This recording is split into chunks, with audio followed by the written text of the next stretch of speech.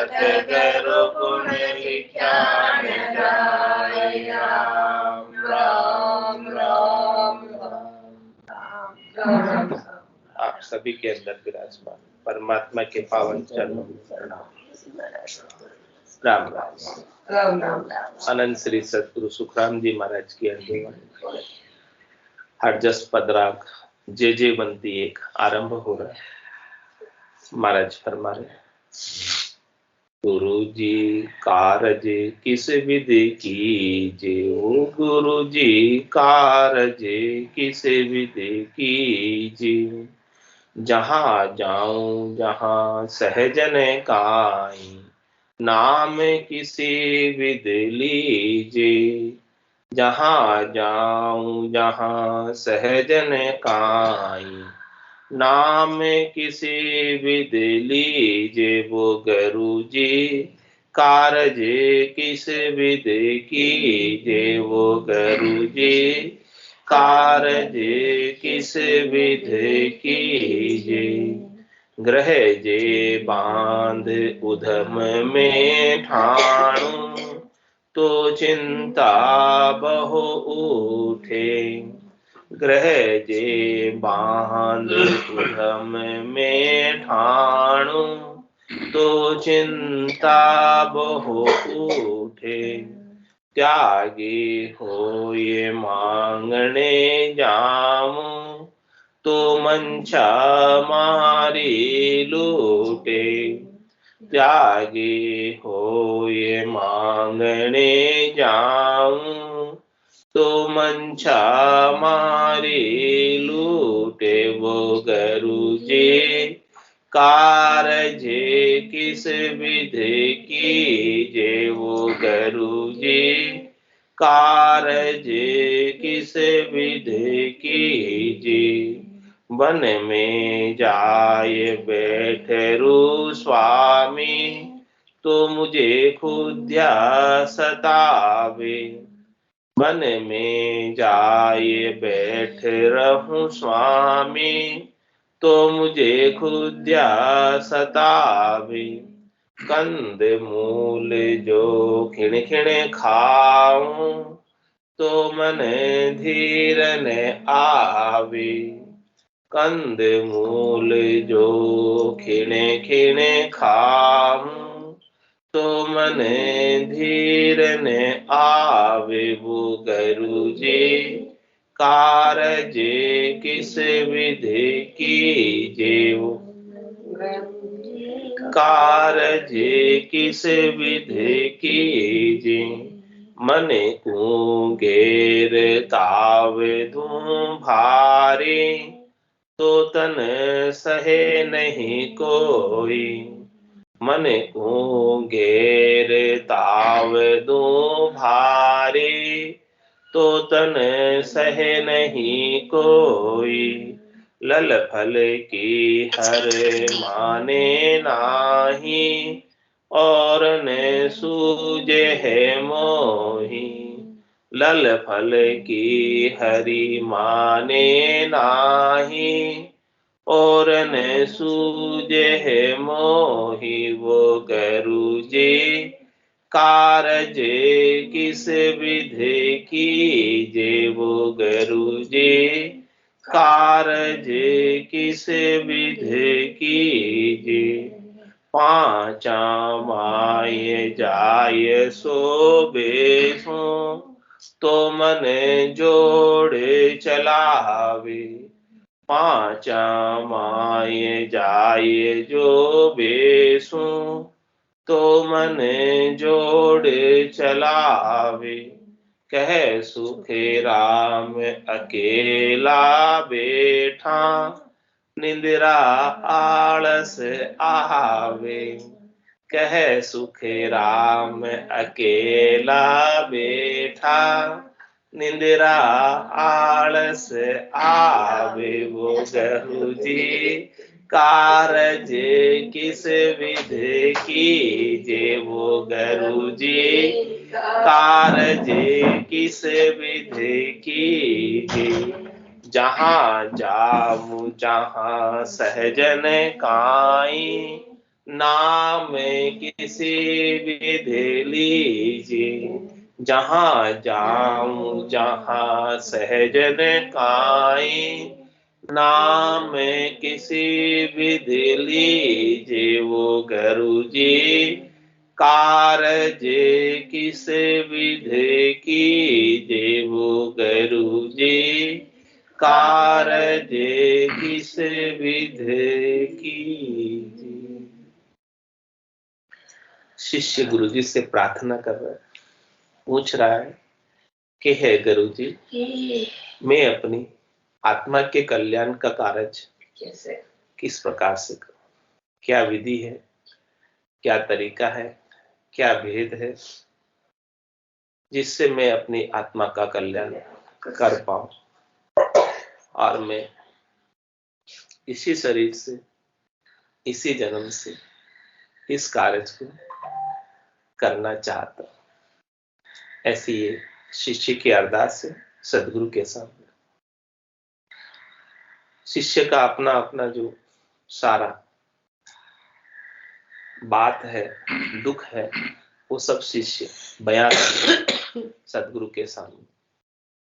क्या कह रहा है कि ग्रह में जे बांध उदम में ठान, यदि मैं ग्रस्त जीवन व्यापन करूं, ग्रस्त जीवन व्यापन करने के लिए माया चाहिए।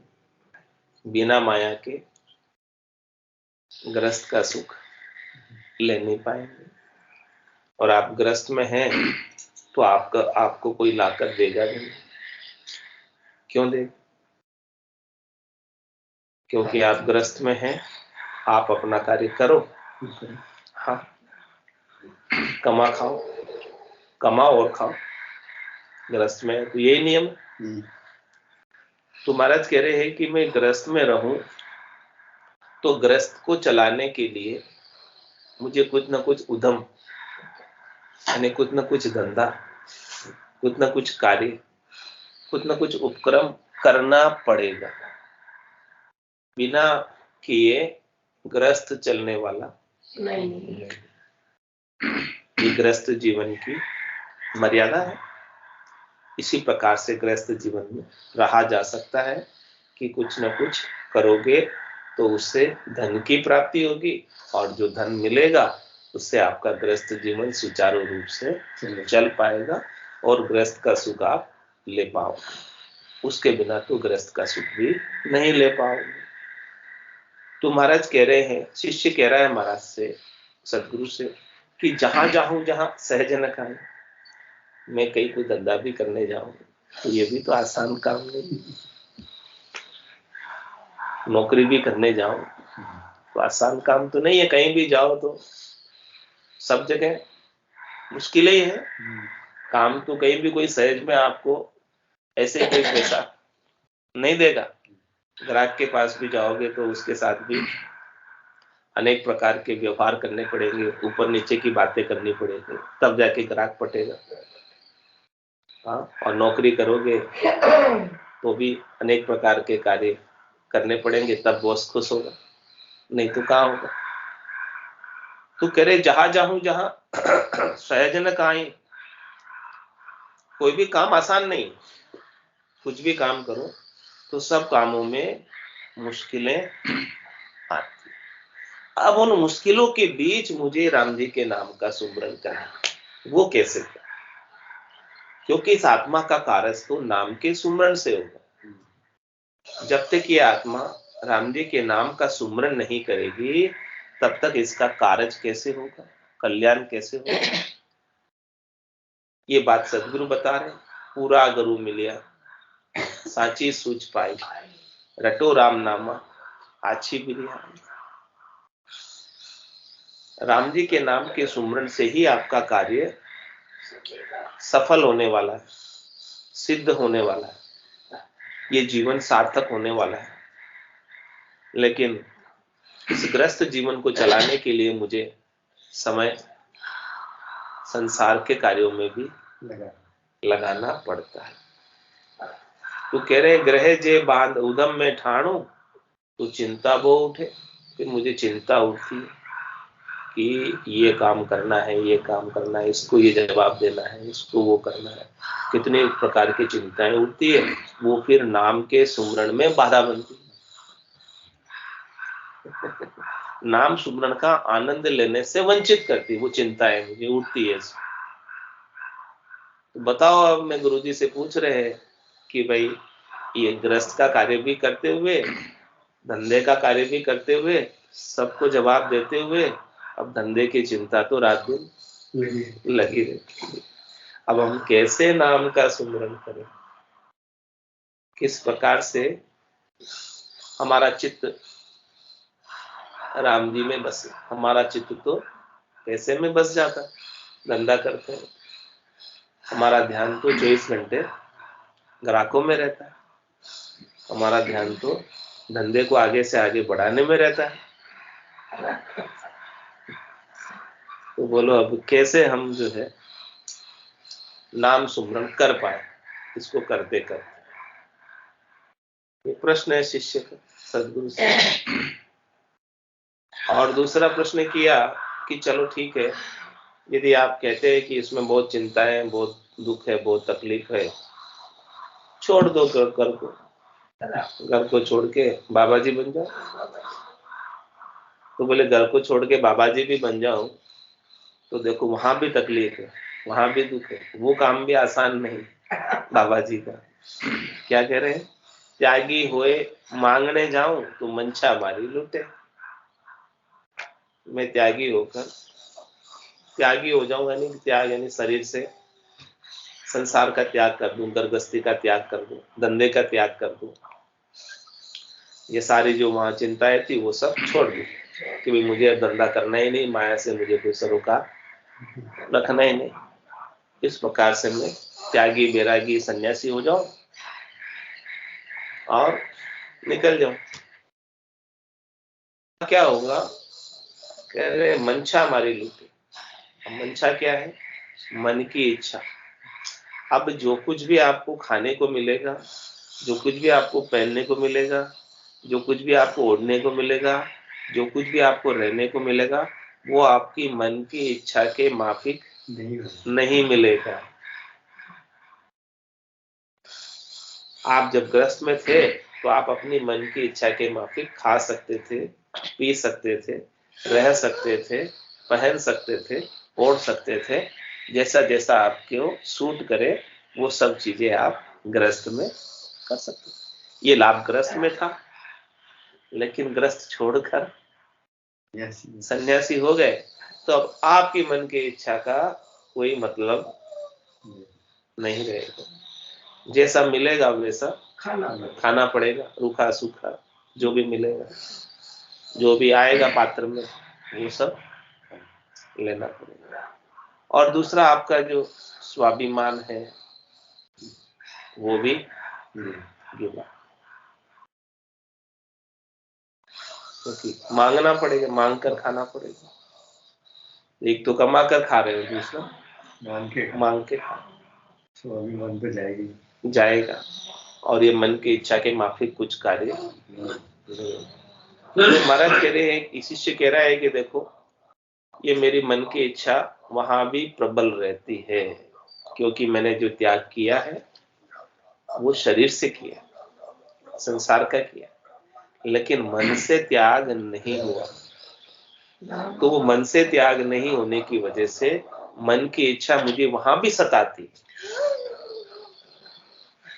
संसार तो छोड़ दिया, लेकिन मन की इच्छा ने मुझे सताना नहीं छोड़ा, तो वहां भी मेरा भजन नहीं बन रहा। गृहस्थ में तो घर के धंधे के जवाब देने पड़ते, इसलिए भजन नहीं बनता। और वहां घर छोड़ के, धंधा छोड़ के चले गए तो मन परेशान करता, मन की इच्छा परेशान करती कि मेरी इच्छा माफी कुछ भी नहीं हो रहा, तो वो भी भजन में भांगा बनती, भजन में विक्षेप करते, वहां भी भजन नहीं बन पाता। और आगे कह रहे हैं कि वन में जाए बैठ रहा हूं स्वामी तो मुझे खुद आता। चलो ठीक है, मैं त्यागी हो गया, सन्यासी हो गया, बैरागी हो गया, अब मैं गृहस्थियों के आसपास भी नहीं रहूं, क्योंकि मैं गृहस्थियों के आसपास रहूंगा तो मुझे मेरे मन की इच्छा लगेगी कि आज इनके घर में हलवा बना, आज इनके घर में जाना, आज इनके घर में जलेबी बनी, आज इनके घर में जाना। इस प्रकार से मैं वहां भी मैं जाता ही रहूंगा ऐसे, मेरी मन की इच्छा को पूरी करने के लिए। तो इससे अच्छा है कि मैं गृहस्थी से दूर, गांव से दूर जंगल में जाके बैठ जाऊं, वहां कुछ मेरा एक स्थान बना के बैठ जाऊं। तो फिर वहां जाके बैठ जाऊं जहां आसपास कोई घर ही ना हो, निर्जन स्थान पे चला जाऊं।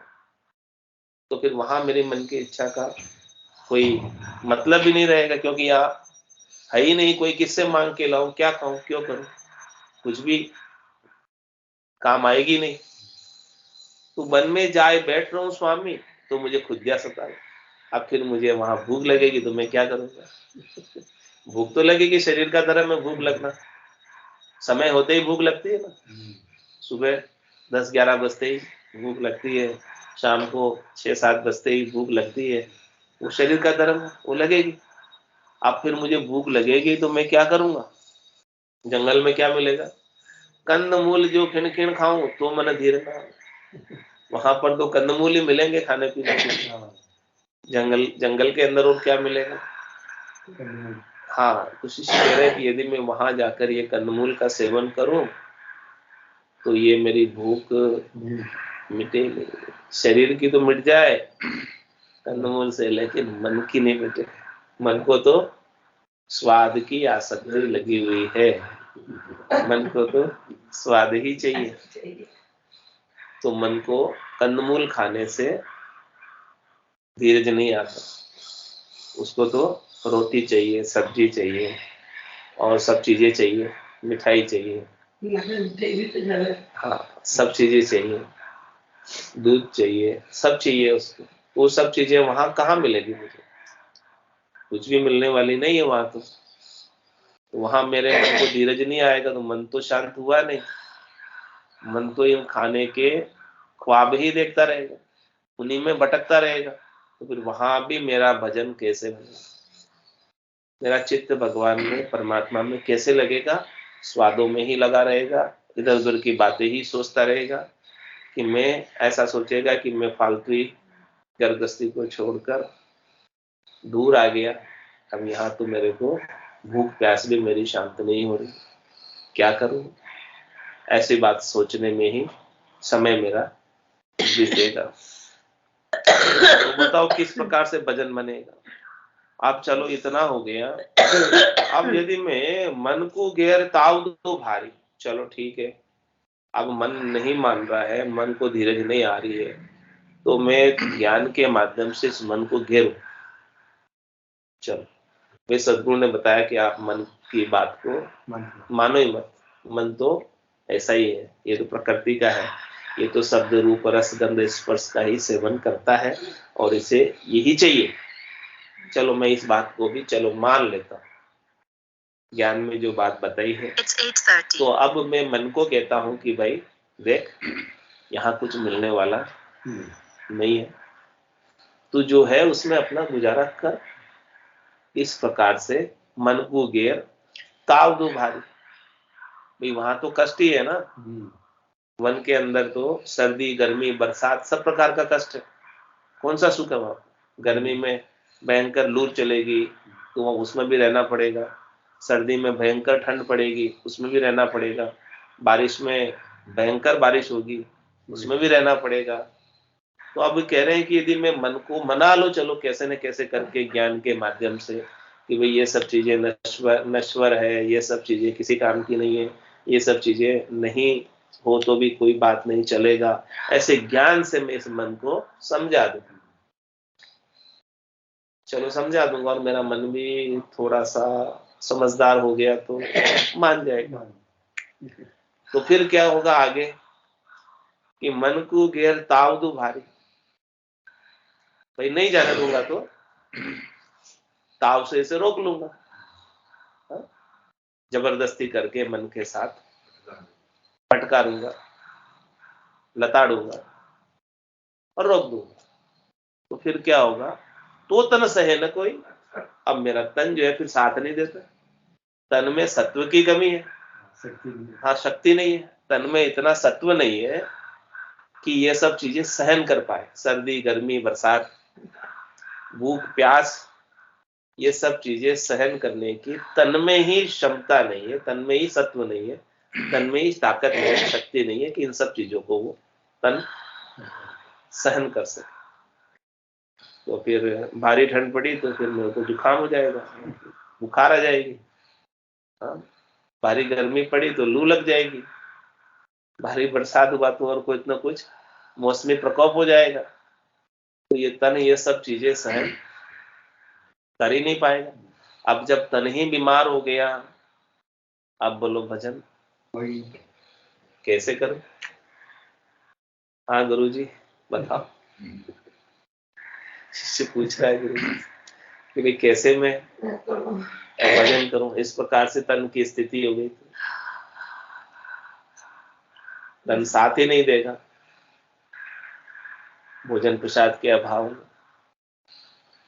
तो कैसे मैं भजन करूंगा, तन साथ नहीं देगा? तो कह रहे हैं कि लल फल की हर माने नाई और न सूझे। और मैं लल फल करूं, यानी ऊपर का दिखावा करूं भजन करने का कि मैं भजन कर रहा हूं, लेकिन भीतर में तो सब चीजें सता रही, मन की, तन की, ये सब चीजें।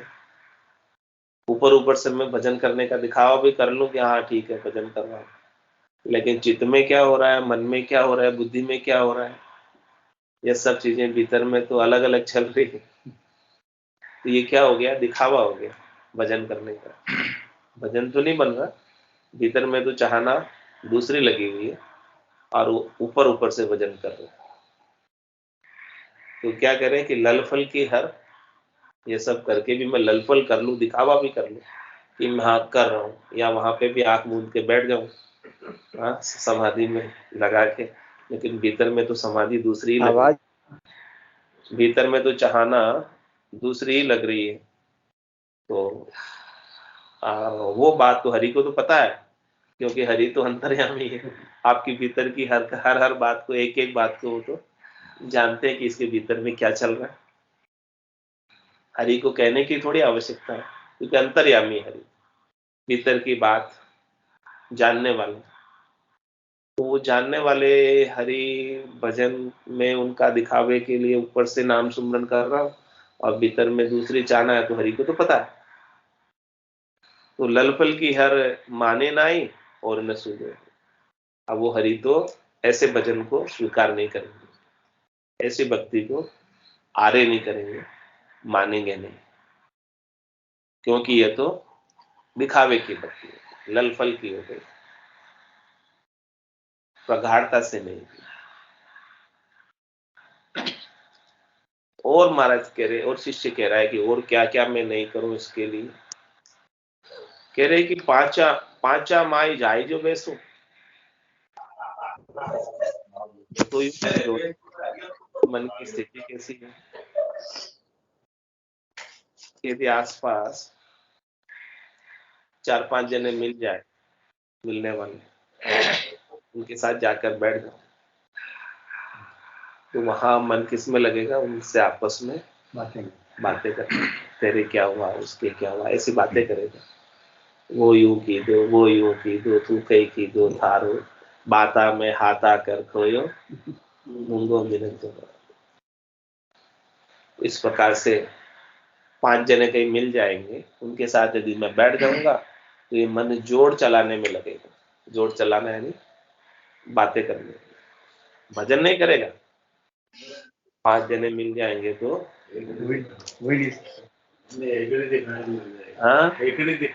हाँ, अपनी होशियारी यानी अपनी समझदारी कि देखो मैं इतना समझदार हूँ, मैं इतना विवेकी हूँ, मैं इतना ज्ञानी हूँ। फिर उनसे उनको उपदेश देने में लग जाएगा, भी तुम भी ऐसा करो, ऐसा करो, ये अच्छा है, ये बुरा है, ये सब इधर उधर की बातें करने में इंटरेस्ट लेगा। उसका इंटरेस्ट किस में रहेगा? ऐसा नहीं कि 5 जने मिले तो बैठकर पांचों भजन कर लें, क्योंकि कार्य तो भजन से ही होने वाला है।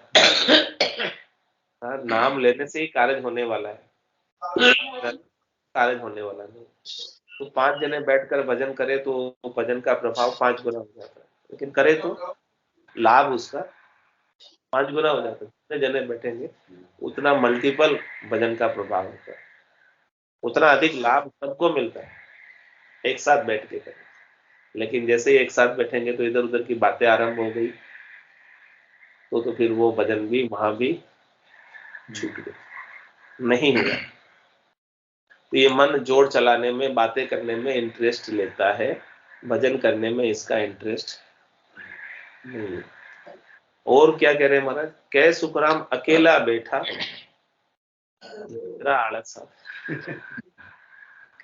चलो पांचों के साथ नहीं बैठो, बातें करते हैं, इधर उधर डिस्टर्ब करते हैं, भजन नहीं करने देते हैं, तो चलो मैं अकेला बैठ जाऊं, अकेला बैठ के एकांत में बैठ के एकांत में भी ये निंद्रा रानी सताती।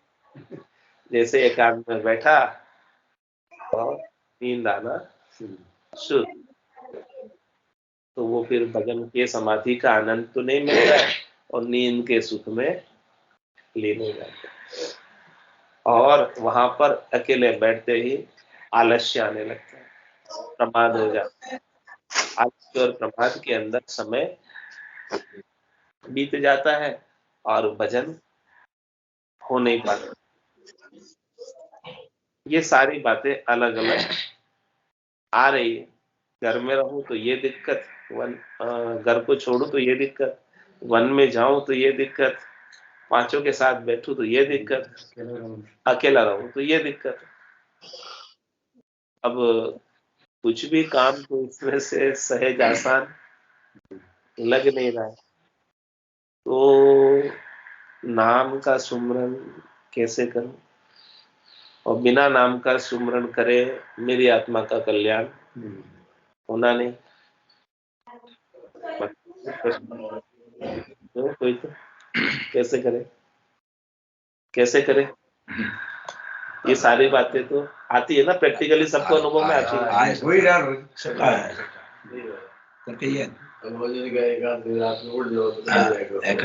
हाँ, रात को मन को जोर देके ताव देके उठा दो तो थोड़ी देर में शरीर में सत्व नहीं होगा तो वापस गिर जाएगा, आड़ा पड़ जाएगा। थोड़ी देर में ताकत नहीं रहेगी, कमर दुखने लग जाएगी, फिर क्या करेगा, गिर जाएगा। ये सारी चीजें जो है ये शरीर के स्तर की है। तो शरीर का स्वभाव है थकने का, कुछ भी करने की क्रिया करोगे तो शरीर तो थकेगा, शरीर का स्वभाव है। और ये मन के स्तर की भी क्रियाएं हैं, वो वृत्ति के स्तर की क्रियाएं हैं, चित्त मन बुद्धि अहंकार के स्तर की क्रियाएं, उनका भी स्वभाव है प्रकृति में जाने का। यानी प्रवृत्ति और वृत्ति, प्रवृत्ति शरीर की है, वृत्ति मन बुद्धि चित्त अहंकार की है, लेकिन आत्मा की परिणति से इसका कल्याण होगा। और वो आत्मा की परिणति है सतनाम निजनाम कुदरत कला नेंच, जिसका आत्मा अपने निरंजन निराकार पद में सतत रूप से अनवरत रूप से अनुभूति रहती, उसी से ही इसका कल्याण होगा। ये बाहर की चीजें 2% की है, 98% की चीज आत्मा की परिणति निजनाम सतनाम कुदरत कला नेचर है। महाराज कह रहे इन सब बाहर की चीजों का आप इतनी परवाह मत करो, मुख्य परवाह वो होनी चाहिए कि सूरत और शब्द के मेल की। आप कहीं भी रहो, घर में रहो, वन में रहो, चाहे कहीं भी रहो, कुछ भी काम करो, कुछ भी करो, नहीं करो, कुछ फर्क नहीं है उसका। यदि आत्मा अपने निरंजन निराकार पद में सत शब्द की निरंतर रूप से अनुभूति कर रही है, तो खाते पीते सोते उठते बैठते काम करते आत्मा को अपना आनंद प्राप्त हो रहा है, जो शरीर से अलग है, मन से अलग है, बुद्धि से अलग है, चित्त से अलग है, अहंकार से अलग है, सबसे न्यारा वो आनंद प्राप्त हो रहा है। उस आनंद से ही इसका काम बनेगा। और ऐसा आनंद सदगुरु की कृपा से, संतों की कृपा से, केवल भगवंतों की कृपा से प्राप्त होता है। ध्वन्यात्मक शब्द की धुनी को सुनने के अंदर लगी रहे, मगन रहे, मस्त रहे, गरक रहे, गरकाव रहे, फिर ऊपर के हद के व्यवहार, बेहद के व्यवहार चलते रहेंगे। इनका कोई इतना विशेष महत्व नहीं है। मुख्य चीज है निज नाम। कै सुखराम शब्द की महिमा, कहता बने लगता है साधन ध्यान, बिना सुन सिमरन लिया अमर घर जाए। तो अमर घर में लेकर जाने वाला वो शब्द ब्रह्म है, निज नाम है, कुदरत कला है, नेचर है, जो आत्मा के ज्ञान गुण को, समता गुण को, आनंद गुण को प्रकट करता है, जागृत करता है, अनुभूति में लाता है। बिना निज नाम के कुछ भी काम होने वाला नहीं है। तो गुरुजी कारज किस्मत कीजिए। गुरुजी ये मुख्य चीज आपको बख्शिश करते हैं। सदगुरु बख्शे राम नाम शिष धारे विश्वास, रामचंद्र स्थिर तो निश्चय हुई प्रकाश, निश्चित रूप से प्रकाश हो जाता है। इस सदगुरु की अगाध सत्ता ही आपका कार्य करती है। मेहर भई सदगुरु की तादिन, सता उदय घट हुई, तादिन तिथि लिखी केवल की, तामे कसर न खोज। जात जात आनंद कर जासी, आगे पीछे सोई, मिनखा दे बिन और दहरे, क्यों करे नहीं कोई। जाग्यो नाम संतन हरियो, जब तक केवल पासी, लाखा गुना खून पड़ जावे, कोई मिनखा दे तो आसी। ये तो मुख्य चीज है। लेकिन रसना से भी अपने को राम नाम का सुमरण सतत रूप से, अनवरत रूप से करते ही रहना। जब लग मुख में दिव्या चाले, तब लग हर हर केशु, भावे तार मार मोई दीजियो, शरण आपकी वेशु। राम तेरी दाई पड़े सो कीजिए, भावे मोख मुगत में भेजो, भावे दो जग दीजिए। माने तो हरि भक्ति जो करनी, भजन अखंडित तेरो, मोख हसिया सु बिड़द बदे तो, काई बिगड़सी में। राम तेरी दाई पड़े सो। तो इन सब किसी की परवाह किए बिना अपने को तो राम जी के नाम का जितना समय मिले, जितना हो सके उतना सुमरन रसना से भी करते रहो। और आत्मा अपने निरंजन निराकार पद में सत्शब्द की अखंडित रूप से अनुभूति करती ही रह रही है और करती ही रहेगी। उसी से ही आपका कल्याण होगा, कार्य होगा। बोलो राम सतगुरु देव जी महाराज, परम दयाल सतगुरु सुखराम जी महाराज ने धन्य हो। अनंत श्री सतगुरु सुखराम जी महाराज के ज्ञान सत्संग भगवान ने धन्य हो। केवली भगवंता ने धन्य हो।